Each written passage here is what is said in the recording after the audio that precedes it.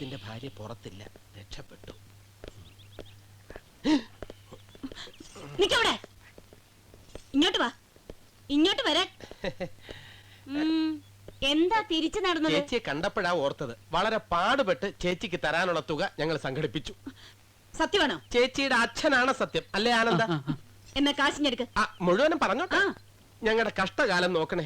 പൈസയുള്ള bag ഞങ്ങൾ ചായക്കടയിൽ മറന്നു വെച്ചു. അതെടുത്തോണ്ട് വരാൻ തിരിയുമ്പോഴാ ചേച്ചി നിക്കാൻ പറഞ്ഞത്, ഇല്ലേ ആനന്ദ?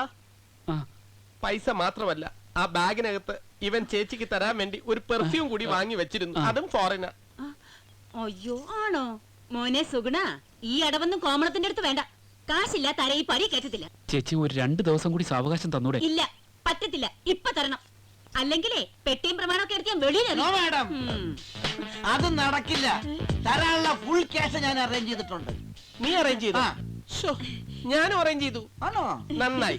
ചായക്കടയിൽ മറന്നു വെച്ച കാശ് ഏതെങ്കിലും പാവങ്ങൾ എടുത്തോട്ടെ. അത് പോട്ടെ. പക്ഷെ ഒരു കുഴപ്പമുണ്ട്. ഇന്ന് തിങ്കളാഴ്ച ബാങ്ക് അവധിയുള്ള ദിവസാ. അതുകൊണ്ട് നാളെ എടുക്കാം. ഞായറാഴ്ച ബാങ്ക് അവധി? അതെ, എന്റെ ബാങ്ക് തിങ്കളാഴ്ചയാണ് അവധി, അല്ലേ സുഗുണ?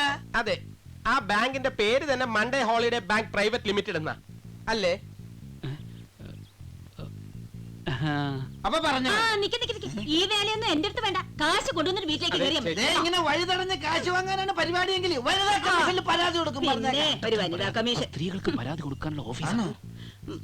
ചേച്ചി, കാശ് നാളെ തരും എന്ന് പറഞ്ഞാൽ ഞാൻ തന്നിരിക്കും. You can go. ചേച്ചി ഇവൻ വലിയ വാശിക്കാരനാ. ചിലപ്പോ നാളെ തന്നെ കാശ് തന്നു. ഇത്രയും പറഞ്ഞിട്ട് വിശ്വാസം ഇല്ലെങ്കിൽ ഞങ്ങൾ വേറെ വീട്ടിലേക്ക് മാറും. മാറിക്കഴിഞ്ഞാല് വാടക ഗോവിന്ദ. ഒരു ചാൻസ് കൂടെ തരാം. കാശ് നാളെ തന്നെ കിട്ടിയിരിക്കണം. സത്യമാണ് പറഞ്ഞത്. രമണിയേട്ടന് കാശ് കിട്ടിയോ? ഒരു 10 പൈസ പോക്കറ്റ് അടിച്ച പേഴ്സിന്ന് കിട്ടിയില്ല. പിന്നെ എങ്ങനെ? അതൊക്കെ സമയമാകുമ്പോ വരികടാ. സത്യമാണോ? No money, that is no money.